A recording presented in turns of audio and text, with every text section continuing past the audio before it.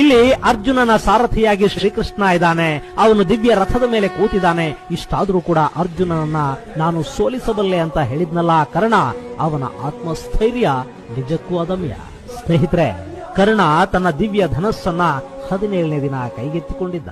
ಅದು ಕೃಷ್ಣನಿಗೆ ಗೊತ್ತಿತ್ತು. ಹೀಗಾಗಿನೇ ಕೃಷ್ಣ ಅರ್ಜುನನಿಗೆ ಕರ್ಣನ ದಿವ್ಯ ಧನಸ್ಸಿನ ಬಗ್ಗೆ ಎಚ್ಚರಿಕೆ ಕೊಡ್ತಾನೆ.